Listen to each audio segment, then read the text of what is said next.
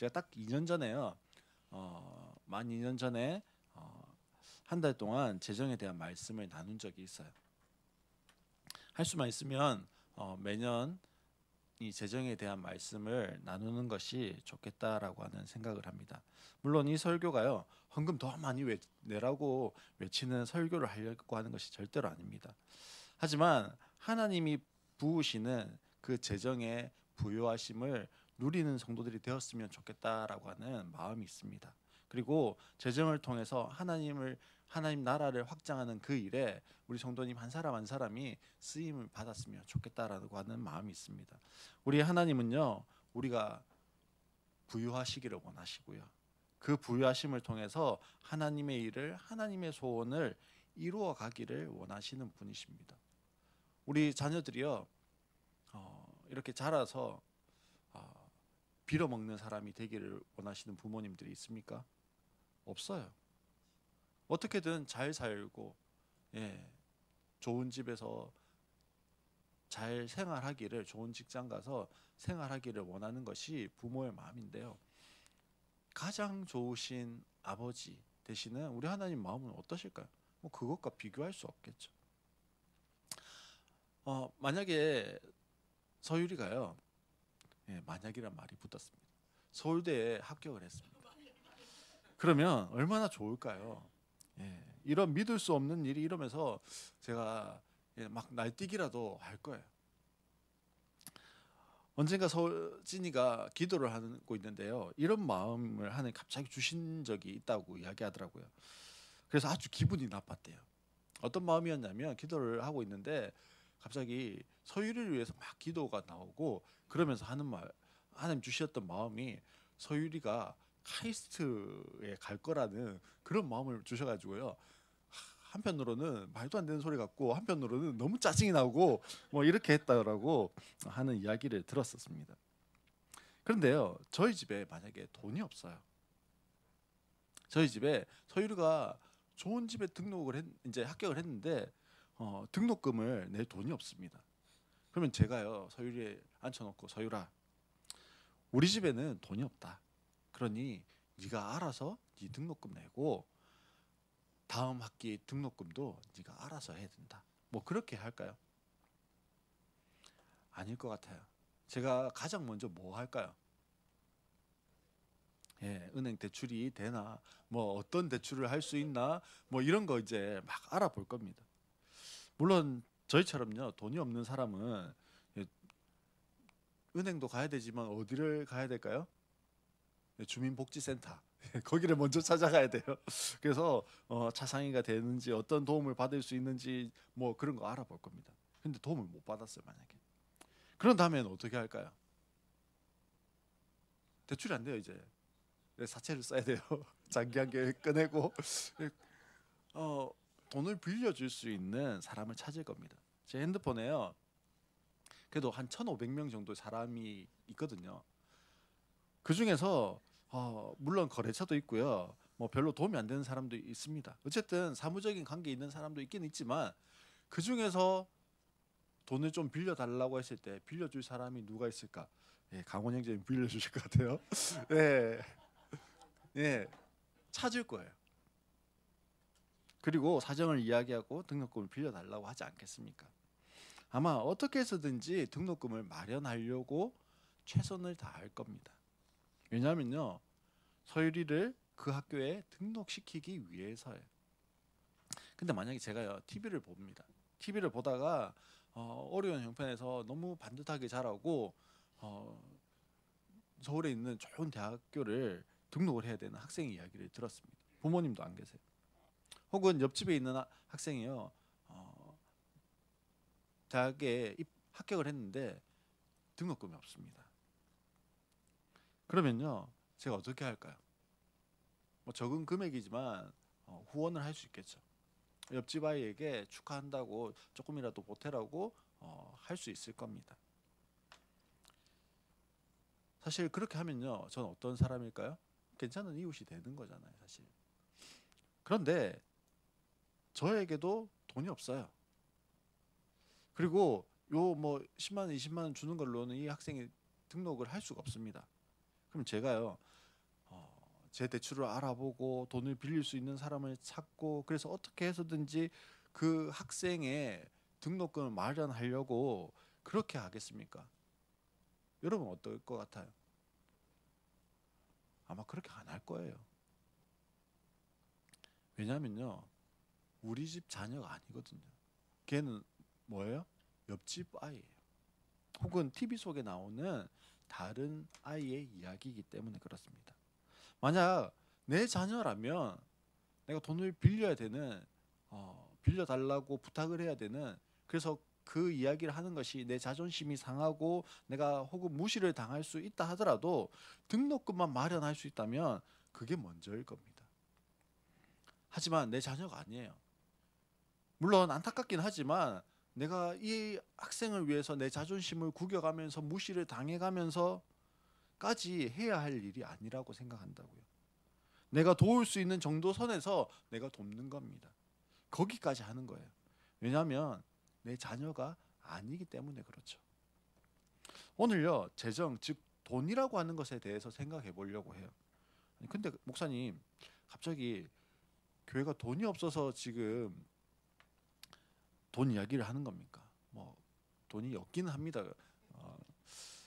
근데요 돈에 대한 이야기를 할 때 가장 먼저 알아야 하는 것 하나님 나라에는요 그 하나님 나라에 재정의 원칙이 있다라는 거예요. 그 재정의 원칙 그 재정의 원칙 가운데 가장 중요한 것 그리고 가장 필요한 것이 뭐가 있을까요? 그건요 선십이에요. 선십. 즉 하나님의 자녀됨 하나님 자녀의 정체성이라고 하는 것이 있어야 되는 거예요. 이것을 먼저 하는 것이 중요하고요. 여기에서부터 재정의 원칙이 출발을 합니다. 저와 서유리의 관계가 아버지와 아들의 관계잖아요. 그것처럼 하나님과 나와의 관계가 하나님 아버지와 아들로 하나님 아버지와 딸로의 관계에서부터 출발한다라는 거예요. 이웃 아저씨면요 하나님이 이웃 아저씨면 나하고 상관이 없어요. 내가 등록금을 달라고 하든지 용돈을 달라고 하든지 그럴 필요가 없는 거예요. 아니 그렇게 해도 내 입장에서 아버지 된 입장에서 그렇게 할 필요가 없는 거죠. 우리의 모든 필요를 따라서 주시는 분이라고 하는 것을 믿어야 돼요. 우리는요 주님께 노예가 아니에요. 우리는 주님께 종이 아니에요. 우리는 뭐라고요? 자녀라고 하는 것을 기억해야 합니다. 우리에게는 자녀됨이라고 하는 것에서 주는 권세가 있어요. 그러면 하나님은 우리를 어떻게 자녀로 삼아 주셨을까요? 하나님 우리를 사랑하셨거든요. 그래서 그 아들 예수 그리스도를 우리의 죄를 위해서 십자가에 못 박게 죽게 하시고 그 보혈로 그 보혈의 능력과 권세로 우리를 대신해서 사셨습니다. 그 아들의 핏값으로 우리를 사셔서 하나님의 자녀가 되게 하신 거예요. 성경에는 이렇게 이야기합니다. 자녀이면 곧 상속자라고 이야기합니다. 그러면 하나님의 것이 무엇이고 우리는 무엇을 상속하게 되는 걸까요? 바로 하나님의 나라를 상속하는 상속자들이 되는 겁니다. 그 하나님의 나라는요 모든 것을 포함하고 있습니다. 성경에서 하나님 말씀하시죠. 세계가 다 내게 속하였다. 이때 세계는요 뭐 믿는 사람들만 포함될까요? 거기에 있는 새만 포함될까요? 거기에 있는 짐승만 포함될까요? 아니겠죠. 세계가 다 내게 속하였다 이 말은요 그 세상 가운데 있는 재물도 사람도 모두 다가 누구에게 속해 있는 겁니까? 하나님께 속해 있는 겁니다. 하나님이 모든 것을 주장하고 계시는 거예요. 사실 저는요 대출을 받을 수도 있지만 받지 못할 수도 있습니다. 저는 돈을 빌릴 수도 있지만 빌릴 수 없을 수도 있어요. 왜냐하면 저의 능력에는 뭐가 있습니까? 한계가 있어요. 그래서 그것을요 절실히 느끼고 경험할 때가 참 많이 있습니다. 은행에 가서 대출을 신청하면요 월급으로 신고된 금액이 적다고요. 전 대출이 잘 안 돼요. 목사들은. 지인들에게 돈을 빌려고 해도요. 지인들이 다 고만고만해요. 다 누가 많을까요? 목사님들이 많으니까 예, 다 고만고만해서 사실 빌려주고 싶어도 그분들이 빌려줄 수가 없어요. 우리는요. 우리의 육신의 아버지를 통해서 하나님 아버지의 이미지를 그릴 때가 참 많이 있습니다. 그런데 육신의 아버지는요. 결코 완벽하지 않아요. 우리 자녀들이 이렇게 자라서 함께 예배를 드리고 있잖아요. 찬양팀으로 섬기고 예배를 드리고 있어요. 가장 좋고 가장 완벽한 근데 아빠가요. 제가 아니거든요. 언제나 부족하고 모자란 부분이 많은 아빠이고 엄마입니다. 그러니 자녀들에게 당연히 아픔을 줄 거예요. 상처를 주기도 합니다. 자녀들에게 기도를 해주다 보면요. 전부 부모의 모자람, 부족함, 부모로부터 온 상처, 가족들로부터 왔던 아픔 뭐 이런 것들이 막 튀어나옵니다. 그래서 서진이 기도해 주잖아요. 기도해 주다가 제가 뭐라고 할까요? 서진아 미안하다. 용서를 구해요. 서영이 기도해 주잖아요. 서영이 기도하다가 서영이 막 웁니다. 서영아 용서해 줘. 용서를 구해요. 서유를 위해서 기도합니다. 기도해 주다가 우리가 미안해. 용서를 구합니다. 좀 좋은 아빠가 되고 싶었는데요. 자녀를 향해서 실수투성이고 상처를 만들어내는 상처 제조기 같은 그런 아빠일 때가 더 많은 것 같아요. 왜냐하면 저는 완벽하지 않기 때문에 그래요. 물론 나는 완벽하지 않아. 그래서 줄 수 있어. 이게 합리화시킬 수 있는 것은 아니지만 그런 사람이더라고요. 그런 아버지이지만 서진이가 연락이 옵니다. 아빠, 제 통장에 2,000원만 넣어주세요. 그러면 어떻게 할까요? 2,000원 넣어줍니다. 성희가 연락이 옵니다. 아빠, 이 계좌로 얼마 좀 보내주세요. 뭐 샀어요. 그럼 어떻게 할까요? 바로 보내줍니다. 서유리가 이야기해요. 아빠, 치킨이 먹고 싶어요. 어떻게 할까요? 예, 뭐 안 시켜줄 때도 있지만 예, 배민을 열기 시작합니다. 제가 왜 그럴까요? 서진이, 서영이, 서유리의 아빠이기 때문에요. 그래요. 서진, 서영이, 서유리가 저에게 돈을 맡겨놨을까요? 아빠 지금 1,000만 원에서 뭐 얼마씩 까지고 있어요? 이렇게 할까요? 아니거든요, 사실은. 그냥 서유리, 서영이, 서진이의 아빠이기 때문에 그런 거예요.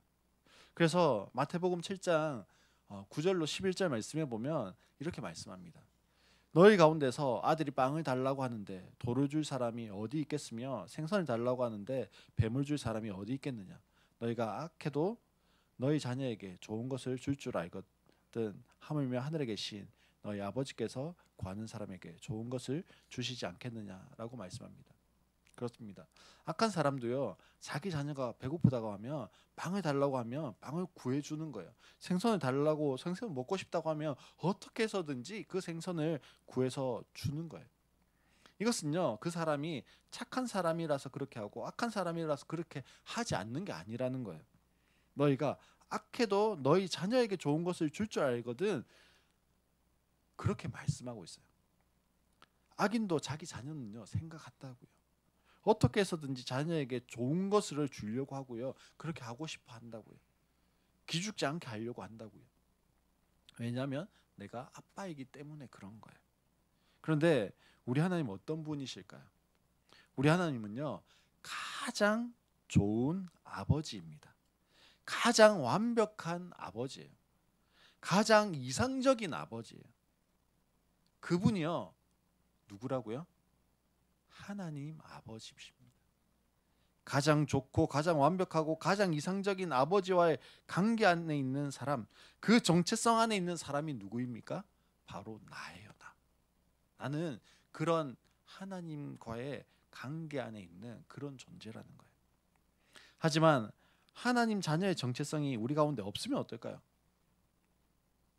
나는 그런 하나님의 자녀야라고 하는 그 정체성이 나의 가운데 없으면 어떤 일이 일어날까요?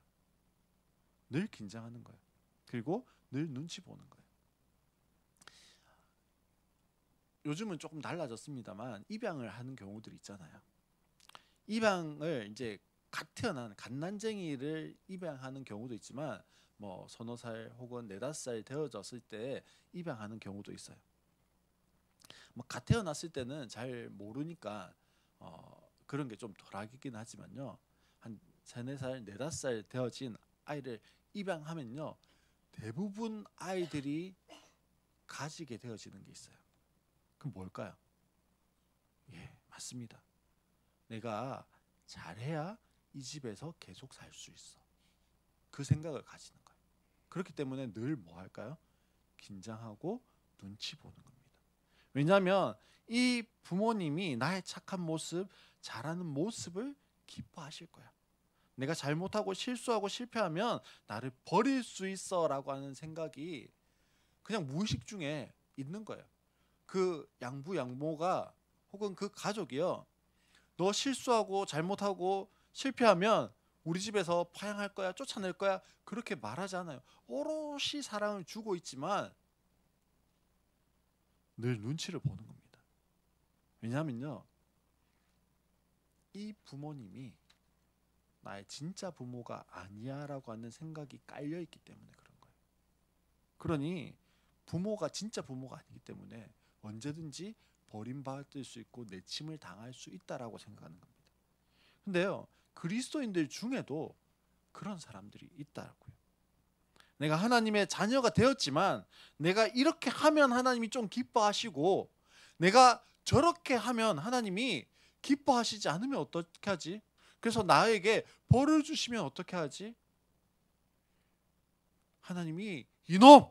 그러면서 야단치시고 진노하시고 벌 주실 수 있어. 그런 마음이요. 늘 있는 거예요.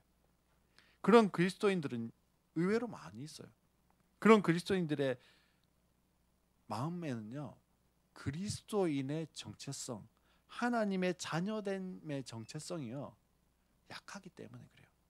아니면 그것이 없을 수도 있습니다.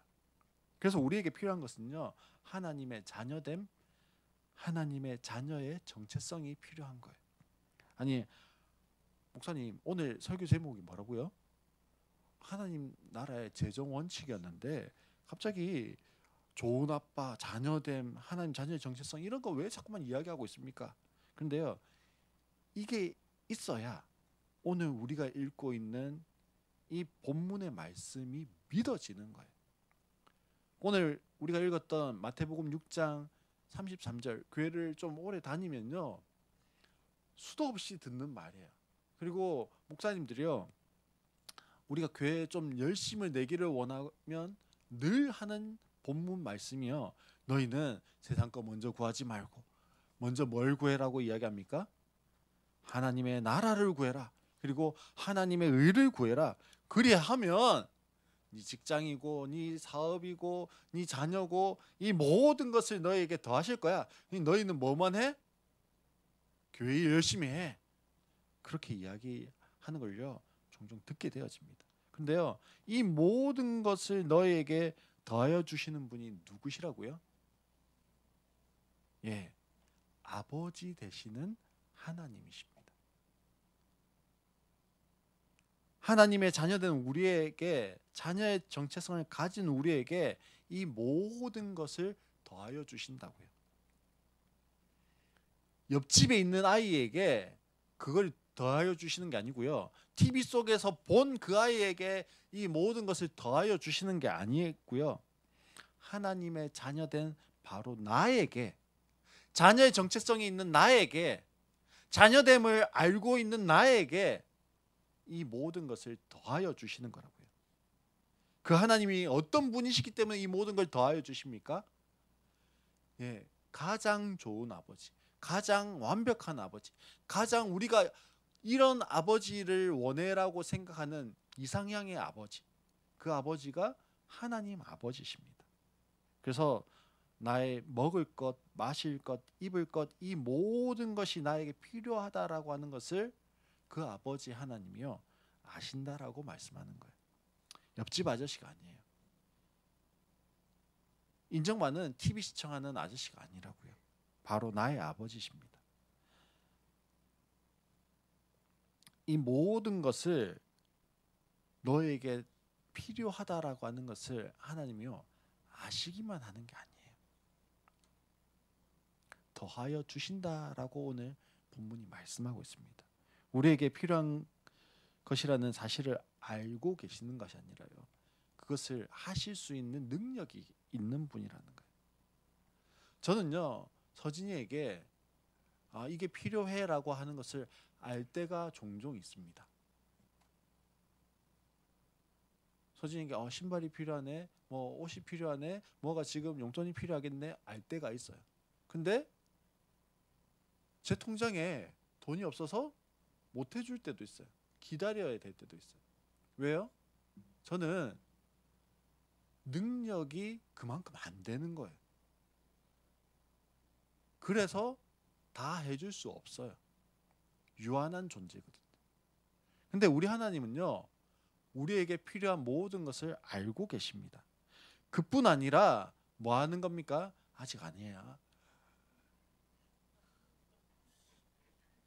무한하신 능력을 가지신 분이십니다. 우리가 어떤 기대를 가지면 될까요? 이 모든 것을 너에게 더하여 주신다라고 하는 것을 믿는 기대를 가지면 되는 거예요. 왜 이 모든 것을 주실까요? 하나님이 좋은 아버지이시기 때문에 그렇습니다. 근데 여기서 중요한 게 한 가지 있습니다. 하나님은 가장 좋은 아버지이시고 우리는 그분의 자녀의 정체성을 가진 자가 되었어요. 그런데 그 하나님은요, 능력과 권세를 가지신 아버지시라는 사실을 우리가 알아야 돼요. 그래서 이 모든 것을 너희에게 더하여 줄 수 있는 능력과 권세가 있는 아버지십니다. 이것이 바로 자녀의 정체성입니다.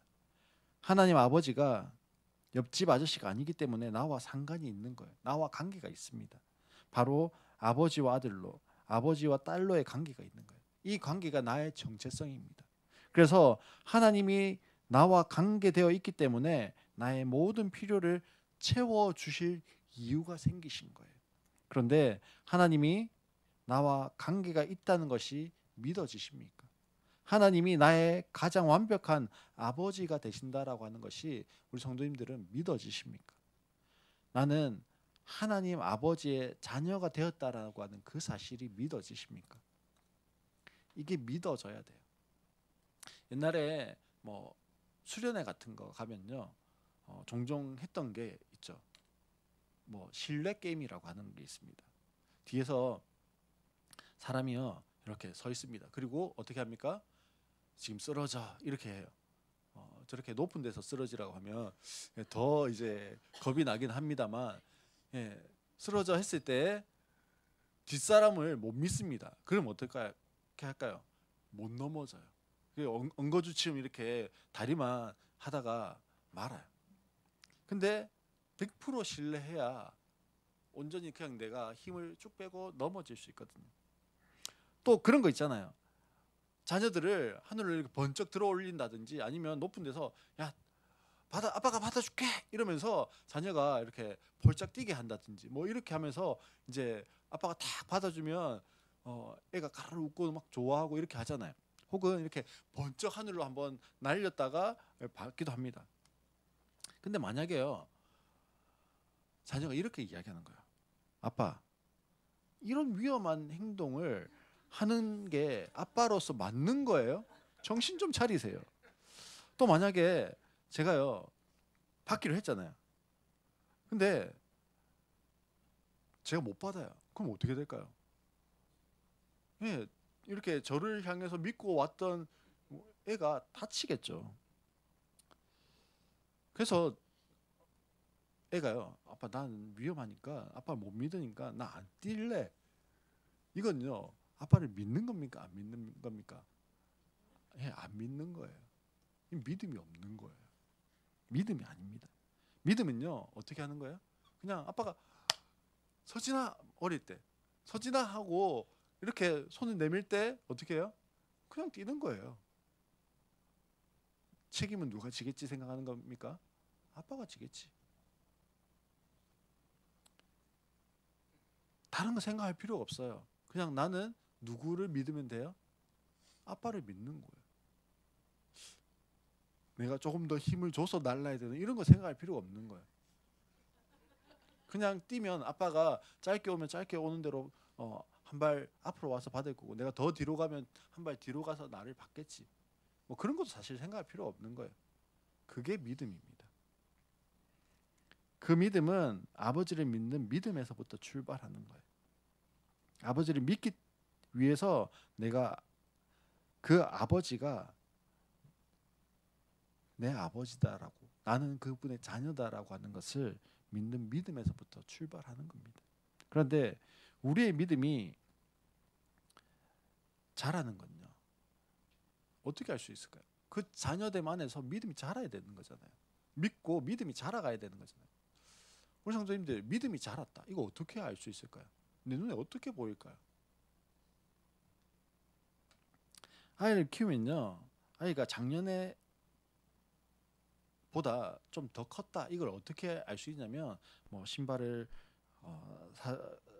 신기기도 하고, 뭐 키를 재기도 하고, 여러 가지가 있을 겁니다. 몸무게가 이제 늘어나기도 하고. 근데 제일 먼저 알 수 있는 게요, 작년에 입었던 옷이 작아지는 거예요.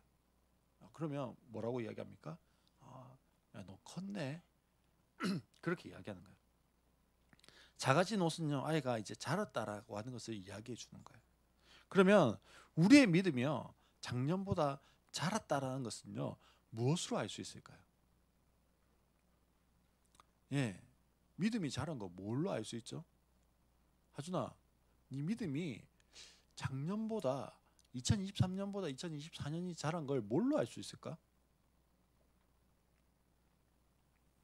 여러 가지가 있을 거 아니에요. 믿음이 자랐다, 뭐가 있을까? 태도. 맞아요. 또 뭐가 있을까요? 내 믿음이 자랐어요. 어려운 문제가 왔을 때 내가 반응하는 게 달라졌어. 이건 뭐 믿음이 자라는 거예요. 또 뭐가 있을까요? 올해는 제가요, 성경을 일독을 했어요. 뭐 이런 건 사실 눈에 보이잖아요. 신앙서적을 안 읽었었는데 뭐 올해는 몇 권을 읽었어요. 이런 거 있을 겁니다. 근데 사실 태도가 달라졌어요. 예, 맞긴 한데 조금 믿음이 자랐는지 안 자랐는지 측정하기 좀 어려워요. 또 내가 어려움이 왔을 때 내 태도가, 반응이 달라졌어요. 이것도요, 분명히 믿음이 자란 건 맞는데 측정이 좀 어려워요. 근데 뭐 성경을 일독했다, 뭐 이런 건 사실 측정이 가능하잖아요. 측정이 가능한데 우리가 금방금방 알 수 있는 게 뭐가 있을까요? 매주마다 확인할 수 있는 게 있어요. 그건요, 바로 헌금입니다. 정기적으로 드려지는 헌금, 주일 헌금과 11조, 뭐 이런 것들이요, 바로 내 믿음이 자랐는지 알 수 있는 거예요. 저희 자녀들이 어릴 때부터 헌금을 이렇게 챙겨줬어요. 어릴 때, 어리니까 영화부 가고 이렇게 할 때 뭐 1,000원, 2,000원씩 이렇게 넣어줬어요. 그래서 영화부, 유치부, 뭐 초등부, 뭐 정인 때가 이렇게 1,000원씩 넣어줬습니다. 근데 이제 중학생이 되었잖아요. 그리고 이제 고등학생이 되어졌어요. 그때도 여전히 1,000원을 하고 있습니다. 그렇지 않아요, 저희 자녀들. 예, 제가 청년 담당을 오래 했잖아요. 청년들이 이렇게 헌금하는 걸 봅니다. 뭐 청년들이 학교도 다니지만 이제 아르바이트를 하기도 하고 직장을 다니는 청년들도 있어요. 근데 여전히 1,000원을 합니다. 헌금은 1,000원이 국룰인 것 같아요. 네, 1,000원만 해요. 이건요, 믿음이 자라는 사람이 아니에요. 믿음이 영화부 때도 1,000원이었는데 20년이 지나갖고 물가 상승도 있을 건데 20년이 지난 청년부가 되어서도 1,000원이에요. 예, 맞습니다, 아버지. 예, 우리의 믿음이 자라는 것이 보여지는 가장 분명한 것 중에 하나가요, 헌금이에요. 헌금이 자라는 거예요. 뭐가 자란다고요? 헌금이 자라는 거예요. 저도 이 부분 묵상하고 있는데요. 그 후로는요, 사실 이전에는 아내가 그냥 다 헌금을 알아서 했습니다.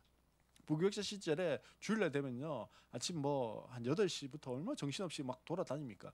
그래서 저녁 때야 이제 뭐 소파에 잠시 앉을 수 있으니까 헌금할 정신이 없어요. 뭐 헌금을 챙기고 와서 막 이렇게 할 정신이 없기 때문에 아내가 다 알아서 했습니다. 주일 헌금이건 뭐 11조건 뭐 다른 감사 헌금이고 다 아내가 챙겼어요. 사실 개척 이후에도요 마찬가지였습니다. 오면 전 세팅하고 찬양 연습하고 뭐 하고 해서 아내가 다 했습니다. 그러다가요 제가 설교를 이렇게 하는 그 시점, 그래서 이 말씀을 묵상하면서요 그때부터 아내와 헌금을 분리하기 시작했습니다. 물론 제가 받는 사례에서 11조는 아내와 같이 같은 이름으로 하지만 아내가 또 아내의 이름으로 헌금을 하고요. 11조를 하고 감사헌금을 따로 합니다. 그리고 저는 저대로 11조 감사헌금, 주일헌금을 따로 하고 있어요. 처음에 좀 잘하고 싶은 마음에요. 주일헌금을 2만 원을 작정했습니다. 매주. 그렇게 했어요. 뭐 조금 부담스럽겠는데 그렇게 부담스럽지 않았습니다. 그 다음 해가 되어졌습니다. 23년에 거기에서 만 원을 올렸어요. 그래서 3만 원씩 주일 헌금을 하기 시작했습니다. 올해가 됐어요. 얼마씩 올라갔습니까?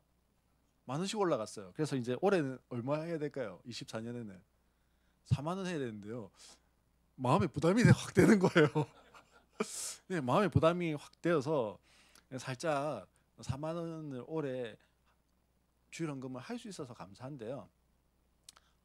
4만 원씩 헌금을 하는데 부담이 돼요. 그러면서 제가 제 스스로를 봐요. 내가 하나님 앞에 물론 재정이 많이 없어서 그런 거일 수도 있지만 이만큼을 떼어서 드리는 게 부담스러운 사람일 수도 있겠구나. 내 믿음의 정도가 그만큼일 수도 있겠구나 하는 생각을 했습니다. 그렇다고 사실 다 저처럼 하라는 게 아니에요. 하지만 믿음이 자라는 것은요, 우리가 정기적으로 드리는 헌금을 통해서 그때마다 저를 보는 거예요. 헌금을 넣을 때마다 아이고 기쁨과 즐거움과 감사가 있는 게 아니라 좀 이거 내고 나면 이런 생각이 들 때가 있어요. 그럼에도 불구하고 계속적으로 그 일들을 해 나가는 게요, 우리 믿음이 자랐다라는 거예요. 그리고 그것이 우리의 눈에 스스로 보여지는 거예요. 우리 자녀들 있잖아요. 유치부 때 1,000원, 지금까지 청년이 되어서 1,000원이 아니라 500원이라도 늘려가야 돼요. 매년. 그리고 정기적으로 해가시기를 바랍니다. 그랬더니 우리 서진이가 요 말처럼요. 원래 1,000원 했다가 2,000원으로 늘리고 3,000원으로 늘리고 이렇게 저희가 용돈 안 주니까 사실은 매주 3,000원씩이 엄청 큰 돈일 수 있습니다. 아이들에게는. 근데 그렇게 실천해 보기 시작하더라고요. 기대해요. 저는 이 아이들이 나중에 몇 천만 원을 헌금을 할 수 있는 믿음의 사람, 몇 억씩, 몇십억씩을 헌금할 수 있는 믿음의 사람, 그것이 당연하다라고 생각하고 내가 이렇게 드리지만 하나님은 나의 모든 것을 다 주실 수 있는 가장 완벽한 아버지시기 때문에 이 모든 것을, 내가 먹고 살고 입고 자고 하는 모든 것을 책임져 가시는 아버지시다라고 하는 것을 고백하는 그런 사람들로 자라갈 것입니다. 우리 성도님들이 참 최선을 다해서 헌금하는 것을 제가 잘 압니다. 영배가 실직 상태로 지금 이제 직장을 갔어요. 그렇죠? 실직 상태로 엄청 오래 있었어요. 그럼에도 불구하고 제가 영배가 헌금을 드리는 걸 볼 때마다요, 너무 감사해요. 이게 어떻게 영배가 그 마음을 내어서 헌금을 하는지를 알 것 같아요. 강원 형제님이 헌금을 드리잖아요. 11조를 하고 목적 헌금으로 드리는 걸 볼 때요, 너무 감사해요. 우리 어머니 매주 제일 정확하게 꼬박꼬박 헌금을 챙겨 오시는 분이시거든요. 어머니 돈 버는 게 아니시잖아요. 그럼에도 불구하고 하나님 앞에 작정한 마음들을 지켜가는 게요, 너무 귀합니다. 그럼에도 불구하고 돈에 대해서, 재정에 대해서 설교를 하는 이유는요, 간단합니다. 우리의 모든 필요를 채울 수 있는 하나님은요, 나의 아버지가 되시고 나는 그분의 자녀라는 것이 믿어질 때 하나님 앞에요, 우리가 당당해질 수 있어요. 그리고 하나님이 채워주시는 것을 경험할 수 있습니다. 왜요?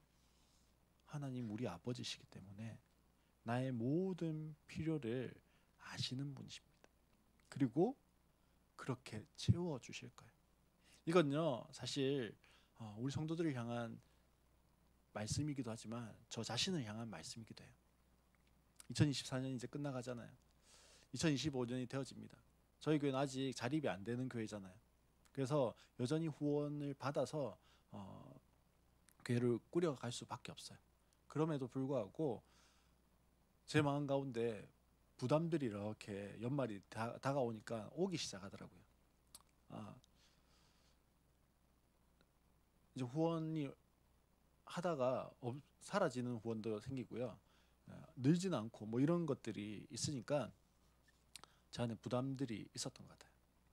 말씀을 준비하면서 들었던 마음이요. 하나님 내 아버지시지. 하나님이 이 모든 것을 더하여 주실 수 있는 능력이 있으신 분이시지. 하나님이 어떻게 사실 채워가실지 저한테 방법은 말씀 안 해주셨어요. 우리 성도님들에게도 그러실 수 있습니다. 그럼에도 불구하고요, 우리 하나님이 좋은 아버지시고 우리는 그분의 자녀된 자들입니다. 그래서 나를요, 그냥 결코 내버려 두시지 않을 거예요. 옆집 아이처럼 취급하지 않으실 거예요. 가장 좋은 것으로 가장 완벽한 때에 우리에게 주실 분이십니다. 그것을 믿고 또 그것을 경험하고 누리고 고백할 수 있는 우리 모든 성도님들 되시기를 주님의 이름으로 축복합니다.